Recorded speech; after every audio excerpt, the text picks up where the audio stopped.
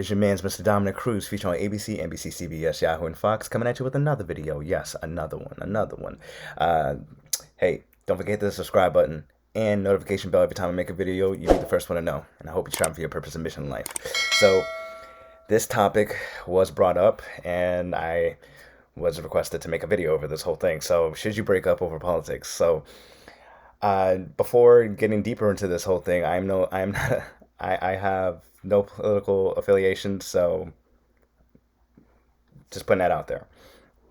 So this person posted this about a month ago, and I wanted to read it to you. And before I get into this whole thing, as well, understand. Be here, be now, be present. Everyone wants to look at the past and they like to look at the future because of uncertainty and there's anxiety. Be present, be here, be now. Okay, so let's get into this whole thing. Uh, After a year of being in a stable relationship, my girlfriend and I decided to break up because she couldn't accept the fact that I was a Trump supporter. I always knew she was a liberal, but I'm not the type to let politics get in the way of friendships and relationships. Pause. I agree with that because if you let politics get in the way of your friendships and relationships, and politics only comes up every 4 years in most conversations, it's if you let it get in the way, you really weren't a good friend, and you really weren't a friend in the first place. Continuing, I figured she was a moderate or didn't care that much because she knew my parents were Trump supporters and had friends that leaned right politically.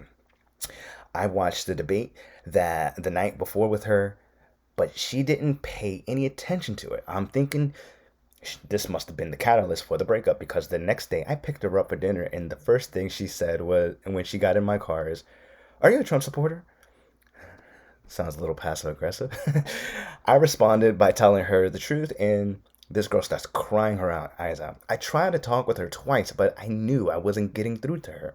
There was so much disgust on her end. I could go on about some of the shit she said, comments that slandered our military and law enforcement, and also the fact that she tried to persuade me to support Biden. But I wasn't going to compromise my beliefs and values for our relationship. So I did my best to end it as respectfully and cordially as I could, but it was tough because she was in such a heightened emotional state. It's not easy. I feel lucky to be out of that relationship. When I think back on my time with her and her family, and there were so many red flags, and I'm gonna stop it right there because it kind of got a little graphic on the next sentence.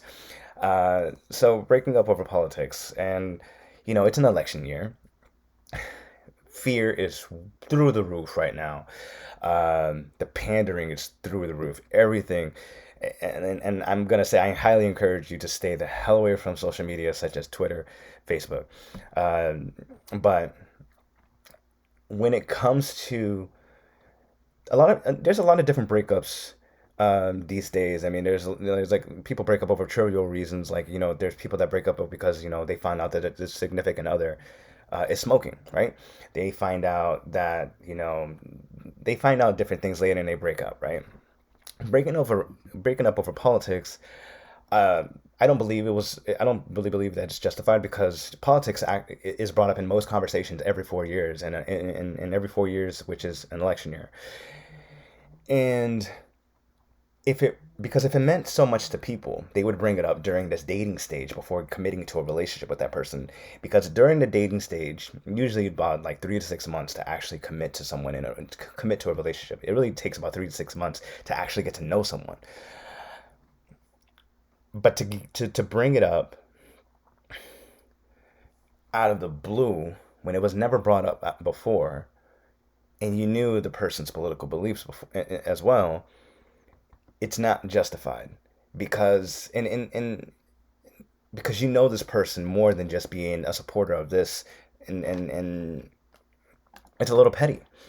So, if your friends left you because you supported because you supported um, a candidate from the election, then they weren't really a good friend. They weren't really a friend in the first place. They're the kind of friends that let politics justify. They're the ones that let politics get in the way of their relationships, their friendships. It's That's not really a friend that really wants to get to know you on a deeper level. That's not really someone that wants to know you and actually be cool with you, because outside of politics, when you go out to downtown or you go out to any places, you see there's some cool ass people out there. But when it's election year, it is it's like it's the icebreaker for everything. And I don't think it's justified. I mean, no one talks about it as like, if you go out to the public right now, you wouldn't see them as left or right. You would just see them like, there's some cool ass human beings out here. So understand that when I'm saying that if you're going to break up over politics, I would say first, before breaking up, try to understand the person more. I would say understand it. And if it's hard for you to understand it, dissect, what they're dissect it. Like, because people's thought processes are a lot different. People have beliefs in something, and how they believe is really in sections. And then there's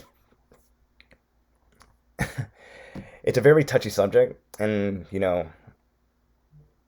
I'm not the kind of person to talk about politics at all, because I don't let it get in the way of my friendships or relationships at all.